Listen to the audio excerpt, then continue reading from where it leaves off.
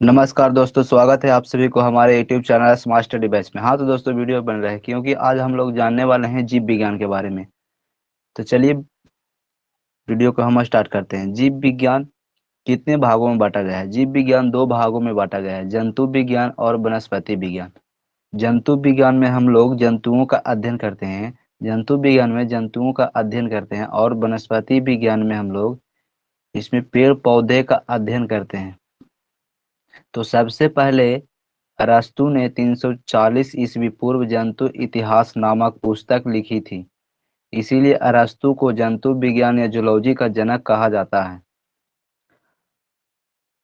हाँ तो दोस्तों, कहा जाता है जंतु इतिहास नामक पुस्तक लिखी थी, इसीलिए अरस्तु को जंतु विज्ञान का पिता या जनक कहा जाता है। चलिए टैक्सोनॉमी या वर्गीकी के बारे में हम लोग जानेंगे। टैक्सोनॉमी जो है यह एक जूलॉजी की उप शाखा है होती है, जिसमें अलग अलग प्रकार के जीव जंतुओं का नामकरण और क्लासिफिकेशन किया गया है। मतलब जीव जंतुओं को अलग अलग समूहों में बांटा गया है। जूलॉजी टैक्सोनॉमी जो है जूलॉजी की वह शाखा है जिसमें जीव जंतुओं का अलग अलग समूहों में बांटा गया है।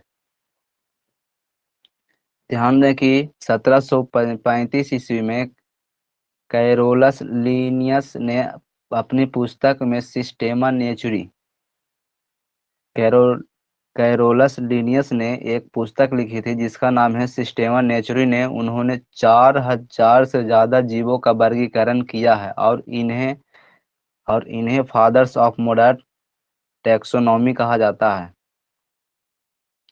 कैरोलस लीनियस को फादर्स ऑफ मॉडर्न टैक्सोनॉमी भी कहा जाता है। अब हम लोग जानेंगे प्राणी प्राणी कितने वर्गों में बांटा गया है। तो प्राणी जो है दोस्तों, प्राणी दो वर्गों में बांटा गया है। प्राणी दो प्रकार के होते हैं या प्राणी दो वर्गों में बांटा गया है। पहला जो है एक कोशिकीय प्राणी और दूसरा है बहुकोशिकीय प्राणी। तो चलिए एक कोशिकीय प्राणी के अंतर्गत कौन कौन आते हैं उसको बारे में अध्ययन करेंगे। उसके बाद फिर बहुकोशिकीय प्राणी के बारे में अध्ययन करेंगे। तो चलिए सबसे पहले हम लोग जानेंगे कोशिकीय प्राणी। ये वो जीव हैं जो एक कोशिका सेल से बने होते हैं। एक कोशिकीय जीव जो है एक कोशिका ये सेल से बने होते हैं। सभी एक कोशिकीय प्राणियों को एक संघ समूह प्रोटोजोआ संघ में रखा गया है। कहा जा रहा है कि सभी एक कोशिकीय प्राणी हैं जिसमें एक संघ समूह में रखा गया है जो है प्रोटोजोआ संघ में। ठीक है। चलिए अब बहुकोशिकीय प्राणी के बारे में हम लोग जानेंगे। यह मल्टीपल सेल से बने होते हैं। ये जो है मल्टीपल सेल से बने होते हैं, भिन्न भिन्न सेल से मिलकर बने होते हैं, उसे कहते हैं बहुकोशिकीय प्राणी। सभी बहुकोशिकीय प्राणियों को 9 संघ समूहों में रखा गया है। बहुकोशिकीय प्राणी जो है सभी को 9 समूह वर्गों में के संघ में रखा गया है। जैसे में कहा जाए तो Porifera, Coelenterata, Annelida, Arthropoda, Mollusca, कंडेटा इत्यादि, इन सभी संघ में बहुकोशिकीय प्राणी को रखा गया है। तो सबसे पहले हम लोग जानेंगे प्रोटोजोआ संघ के बारे में। चलिए प्रोटोजोआ संघ जो आप देख रहे हैं यह है प्रोटोजोआ संघ। इसके अंतर्गत में जो भी है इसके बारे में अध्ययन कर रहे हैं। प्रोटोजोआ शब्द का प्रयोग सबसे पहले गोल्डफस ने किया था। यदि पूछा जाए प्रोटोजोआ शब्द का सबसे पहले प्रयोग किसने किए थे, तो इसका सही आंसर होगा दोस्तों गोल्डफस ने किए थे। कौन किए थे? गोल्डफस ने किए थे। प्रोटोजोआ का प्रोटोजोआ सबसे साधारण और एक कोशिकीय जंतु होते हैं। प्रोटोजोआ जो है सबसे साधारण और एक कोशिकीय जंतु होते हैं। यह बहुत ही सूक्ष्म जीव होते हैं। प्रोटोजोआ संघ जो है बहुत ही सूक्ष्म जीव होते हैं। इस संघ के जंतुओं के शरीर में ऊतक या अंग या आर्गन नहीं होता है। इन संघ के जंतुओं में कोई ऊतक या अंग या आर्गन नहीं होता है। नेक्स्ट है इस संघ की जीव शरीर के बाहरी सतह के रास्ते श्वसन और उत्सर्जन की प्रक्रिया करते हैं। इस संघ के जीव में प्रोटोजोआ संघ के जीव में शरीर के बाहरी सतह से, शरीर की ऊपरी जो त्वचा होती है उसकी सतह से श्वसन और उत्सर्जन की प्रक्रिया करते हैं। जैसे में हो गया परमिशियन कॉन्डेंटम हो गया, ओसोन हो गया, जिसे या गैबियंस हो गया। नेक्स्ट है एसिड एसिटेबुलेरिया हो गया।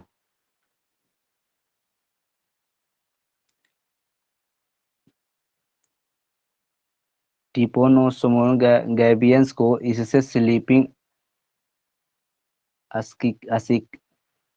सिकनेस रोग होता है। कहा जाता है ट्रिपोनोसोम ट्रिपेनोसोम या गैबियंस के से होने वाले रोग, इससे स्लीपिंग सिकनेस रोग होता है।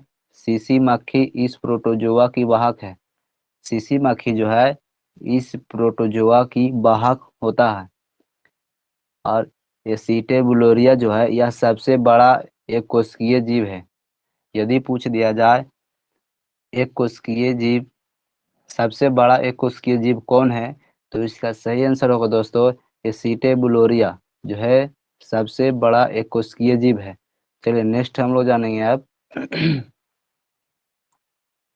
संघ पोरीफेरा। नेक्स्ट है संघ पोरीफेरा। यह साधारण बहुकोशिकीय जीव होते हैं। यह साधारण बहुकोशिकीय जीव होते हैं।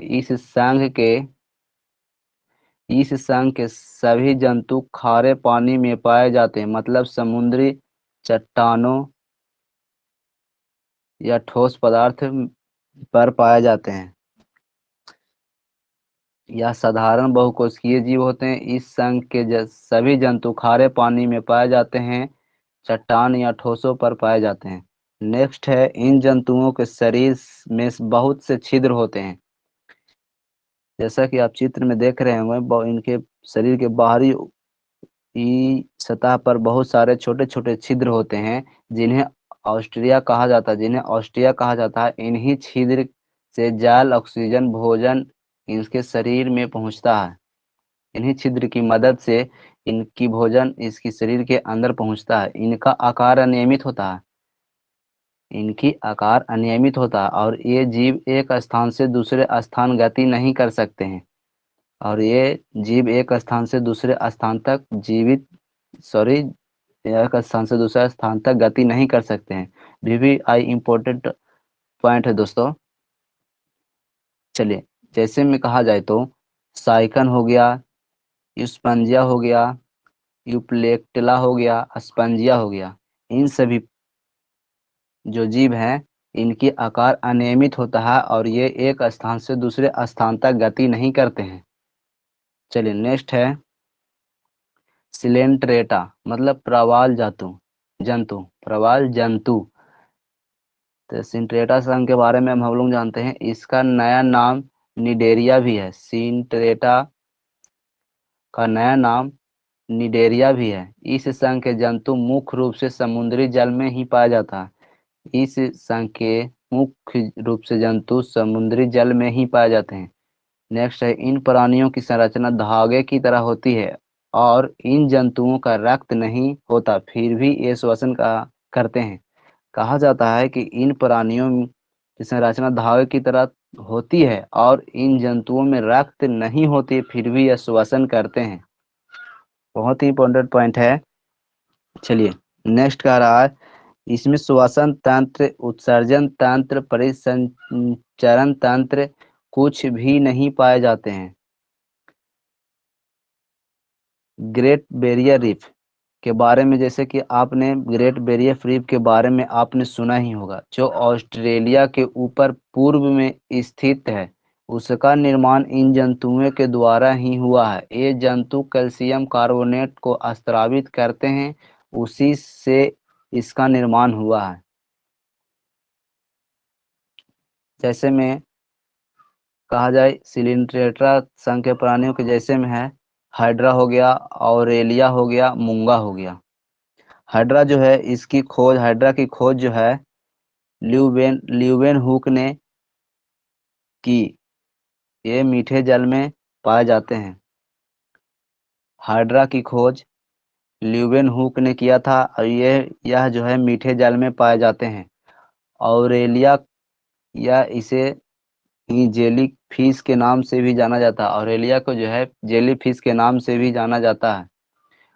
यह एक मूंगा है, इसे मूंगा कहते हैं। चलिए नेक्स्ट है प्लेटी हेलमिंथिज। प्लेटी हेलमिंथिज या चपटे क्रीमी, जिसे चपटे क्रीमी भी कहते हैं। चलिए इनका जो इम्पोर्टेंट पॉइंट है, इन सभी जीवों में आहार नाल नहीं होती है, इसीलिए यह सभी जीव दूसरे पर आश्रित होते हैं, मतलब परजीवी होते हैं। कहा जाता है कि इन संघ के प्राणियों या जीव में इन सभी के जीवों की आहार नल नहीं होती है, इसीलिए यह सभी जीव एक दूसरे के पर आश्रित होते हैं, मतलब परजीवी होते हैं। ये सभी जंतुओं का मनुष्य, पालतू पशु और जंगली जंतु में आश्रय होते हैं। मनुष्य, पालतू पशु और जंगली जंतुओं पर आश्रय होता है और इन्हीं की सतह से अपने खाद्य पदार्थों का अवशोषण करते हैं, और इन्हीं की सतह से अपने खाद्य पदार्थों का अवशोषण भी करते हैं। जैसे में कहा जाए तो प्लेनेरिया हो गया, फेसियोला हो गया, टीनिया सोलियम हो गया। चलिए नेक्स्ट हम लोग जानेंगे स्केल मिथीज के बारे में। इन्हें राउंड वर्म या गोल कृमि भी कहा जाता है। इन्हें राउंड वर्म या गोल कृमि भी कहा जाता है। यह जीव आकार में गोल होते हैं, साथ ही स्वतंत्र जीवी और परजीवी दोनों प्रकार के होते हैं। मतलब इस समूह के कुछ जीव दूसरे पर आश्रित होते हैं और कुछ स्वतंत्र होते हैं। इस जीव के आकार में गोल होते हैं, साथ ही स्वतंत्र जीवी और परजीवी दोनों प्रकार के होते हैं। मतलब इस समूह के कुछ जीव दूसरे पर आश्रित और कुछ स्वतंत्र होते हैं। जैसे में एस्केरिस थ्रेडवर्म, एस्केरिस थ्रेडवर्म,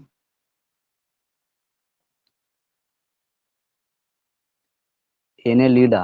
अब हम लोग जानेंगे एनेलिडा के बारे में, एनेलिडा संघ के बारे में। ये प्राणी जलीय जलीय भी हो सकते हैं, स्थलीय भी हो सकते हैं और स्वतंत्र जीव भी और परजीवी भी हो सकते हैं। इनका शरीर खंडों में बांटा रहता है। एनेलिडा संघ के बारे में कहा जाता है तो ये ऐसी प्राणी है जो जल में भी रह सकता है, स्थलीय में भी रह सकता है, स्वतंत्र जीव जीव भी है और परजीवी भी है, हो सकते हैं। इनका शरीर खंडों में बांटा रहता है। जैसे में कहा जाए तो केचुआ हो गया, जोंक हो गया। केंचुओं का वैज्ञानिक नाम फेरेटिमा पोस्थुमा है। यदि पूछ दिया जाए क्वेश्चन में वैज्ञा केचुआ का वैज्ञानिक नाम क्या है, तो इसका सही आंसर होगा फेरेटिमा पोस्थुमा। चलिए नेक्स्ट हम लोग जानेंगे आर्थ्रोपोडा के बारे में। आर्थ्रोपोडा संघ के बारे में हम लोग जानेंगे, इसके अंतर्गत कौन कौन से जीव जंतु आते हैं। तो चलिए ये प्राणी जगत का सबसे बड़ा संघ है। आर्थ्रोपोडा जो है यह प्राणी जगत का सबसे बड़ा संघ है। यदि पूछ दिया जाए प्राणी जगत के सबसे बड़ा संघ कौन है, तो आर्थ्रोपोडा होता है। चलिए नेक्स्ट पॉइंट है पृथ्वी पर लगभग 2/3 आर्थ्रोपोडा ही पाए जाते हैं। कहा जाता है कि पृथ्वी पर लगभग 2/3 आर्थ्रोपोडा ही पाए जाते हैं। इस संघ के जंतु जल, थल और वायु तीनों जगहों पर पाए जाते हैं, और इस संघ के जंतु जल में भी और थल पर भी और वायु में भी तीनों स्थानों पर पाए जाते हैं। इन सभी जीवों का शरीर 3 भागों से मिलकर बना होता है, और इन जीवों का शरीर 3 भागों से मिलकर बना होता है। फर्स्ट सिर, दूसरा दूसरा में है वक्ष, और जो है मन होता है। इसी आर्थ्रोपोडा संघ में कीट वर्ग भी शामिल है, और इसी आर्थ्रोपोडा कीट में कीट वर्ग को भी शामिल किया गया है। जैसे में कहा जाता है तो बिच्छू, मकड़ियाँ, झींगा, केकड़ा, मधुमक्खी, कॉकरोच इत्यादि।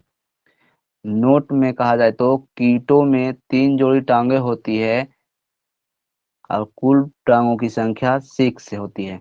तो मकड़ियाँ कीट वर्ग में नहीं आती है, क्योंकि मकड़ियों की 8 पैर होते हैं और कीट वर्ग में 6 पैर वाले जंतु आते हैं।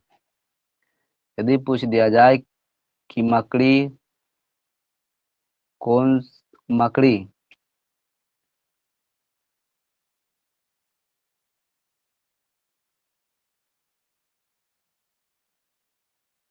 चलिए नेक्स्ट हम लोग जानेंगे इकाइनोडर्मेटा। इकाइनोडर्मेटा। इकाइनोडर्मेटा संघ के बारे में अब हम लोग जानेंगे। यह एक ऐसी संघ है, इस संघ के सभी सदस्य समुद्री होते हैं।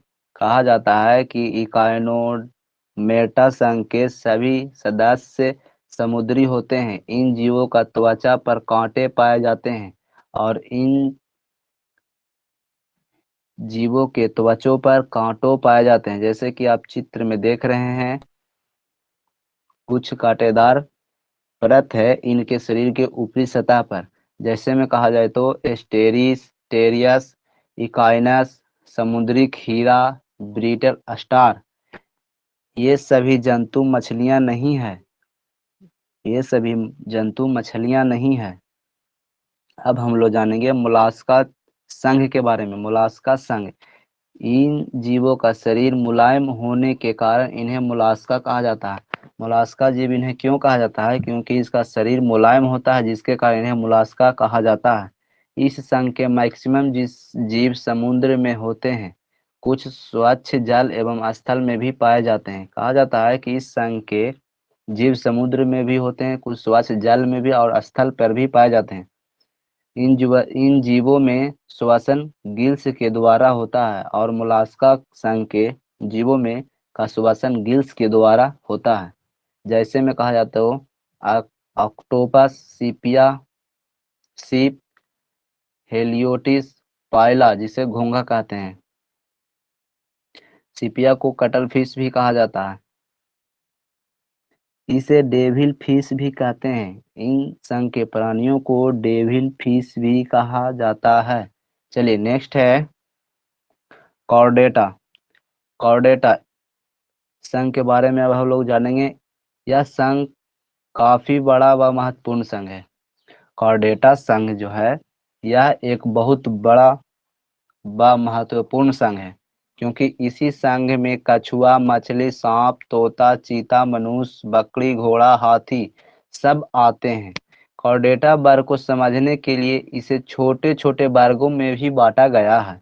जैसे को मत्स्य वर्ग, उभयचर वर्ग, सरीसृप वर्ग, पक्षी वर्ग, स्तनधारी वर्ग।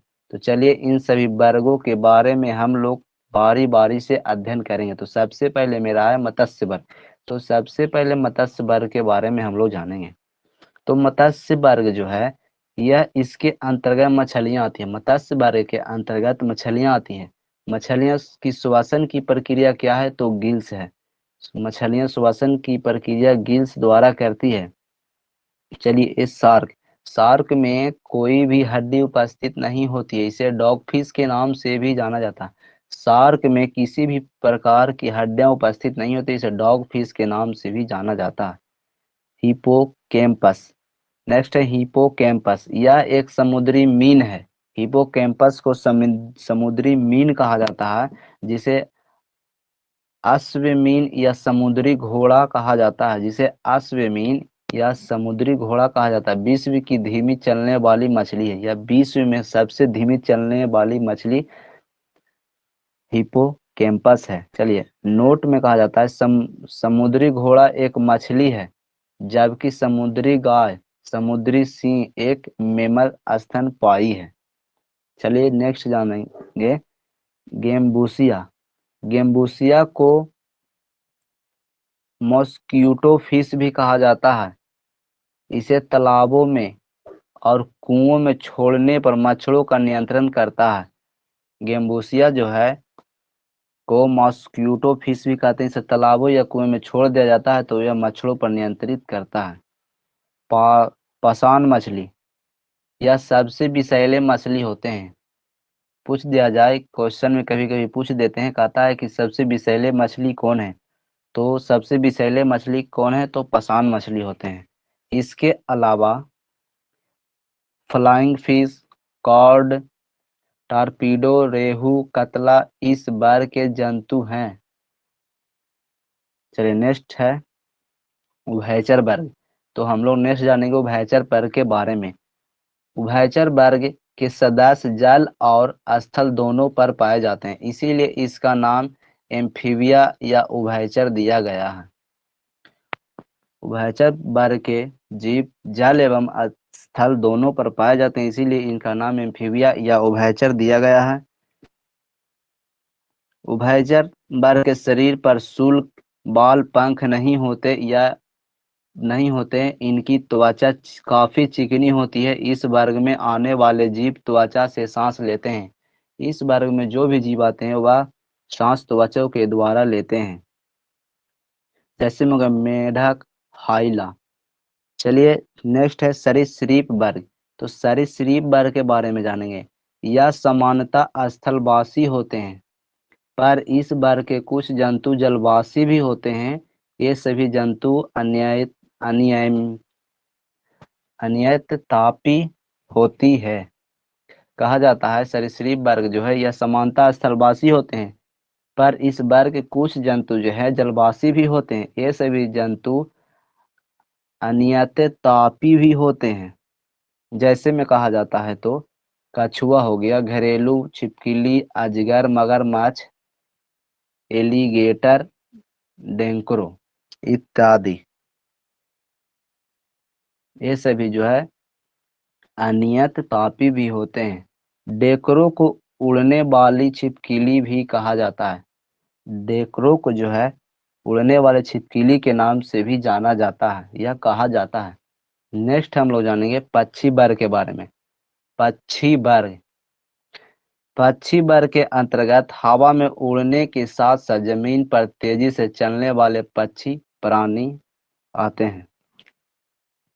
इस वर्ग के अंतर्गत हवा में उड़ने के साथ साथ जमीन पर तेजी से चलने वाले पक्षी प्राणी आते हैं। इस वर्ग के जंतुओं नियततापी होते हैं। इनका शरीर 3 भागों से विभाजित होता है। इस वर्ग के जंतु नियततापी होते हैं और इनका शरीर 3 भागों से विभाजित होता है, जैसा कि सिर, नेक्स्ट गर्दन और धड़। जैसे में कहा जाए तो कबूतर, मोर, तोता, ऑस्ट्रिच, कीवी इत्यादि। इंपॉर्टेंट पॉइंट जो आप लोग ध्यान दीजिएगा।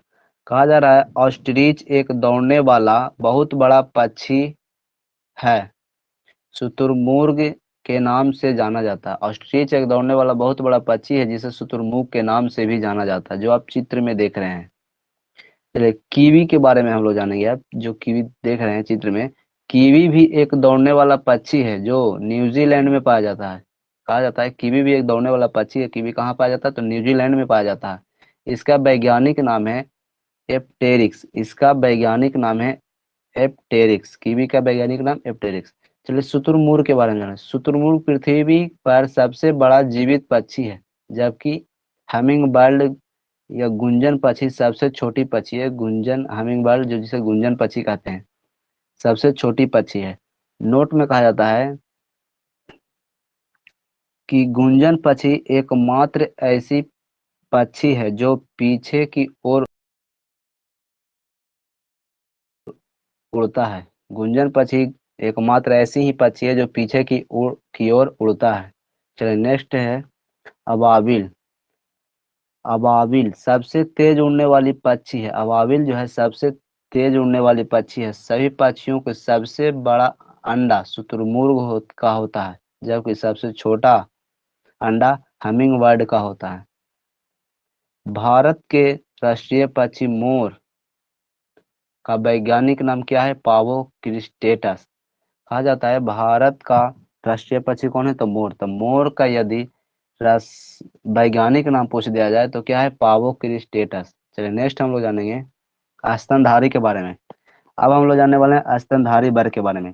तो स्तनधारी वर्ग के सभी प्राणी अधिक विकसित या समतापी होते हैं। स्तनधारी वर्ग को 3 उपवर्ग में बांटा गया है।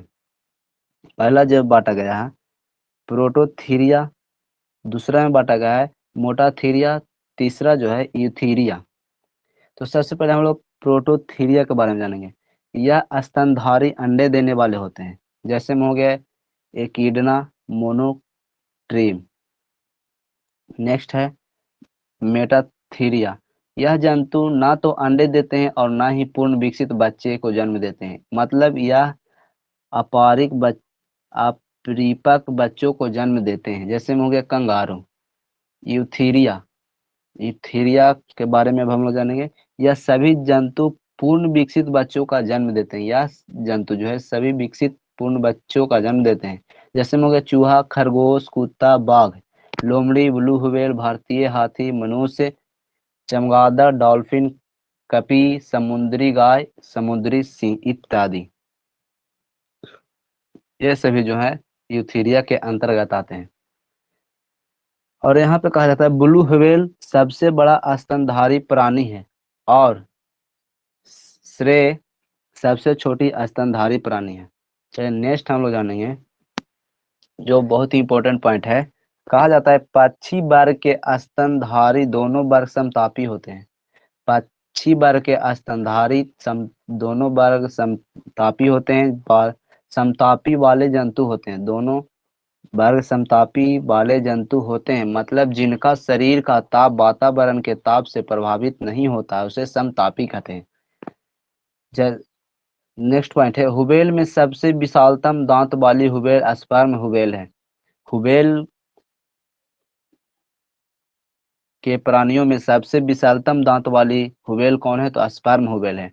डॉल्फिन की बात किया जाए तो डॉल्फिन यह एक जलीय जंतु है जो मेमेलिया में आता है, बहुत ही बुद्धिमान जीव है। गंगा नदी में पाई जाने वाली डॉल्फिन को राष्ट्रीय जलीय जीव घोषित भी किया गया है। चलिए नेक्स्ट हम लोग जानेंगे बंदर वर्ग के बारे में। बंदर वर्गों को कितने वर्गों में बांटा है, तो बंदर वर्गों को 2 वर्गों में बांटा गया है। फर्स्ट जो है कपी वर्ग, सेकंड जो है बानर वर्ग। अब इसमें कपी वर्ग में भी 2 वर्गों में बांटा गया है। कहा जाता है कि हीन कपी एवं महाकपी। हीन कपी के अंतर्गत छोटे आकार के कपी आते हैं, जैसे में गिबन हो गया, और महाकपी में बड़े आकार के मानव नुमा कपी होते हैं, जैसे में चिंपैंजी हो गया, गोरिल्ला हो गया, इन सभी जो महाकपी के अंतर्गत आते हैं। और बानर वर्ग के बारे में कहा जाता है तो बानर वर्ग जो है लंगूर, लंगूर जो है बानर वर्ग के अंतर्गत में आते हैं। बबूल ये विश्व का सबसे बड़ा बंदर है। बबूल जो है विश्व का सबसे बड़ा बंदर है। पूछा जाए कि विश्व का सबसे बड़ा बंदर कौन है, तब बबून, क्या बबून विश्व का सबसे बड़ा बंदर है। चमगादड़, चमगादड़ जो है ये मेमेलिया में आता है और ऐसा जीव है जो पराश्रव ध्वनि को सुन सकता है। ये मेमेलिया में आता है और ये ऐसा जीव है जो पराश्रव ध्वनि को सुन सकता है। चलिए नेक्स्ट जो है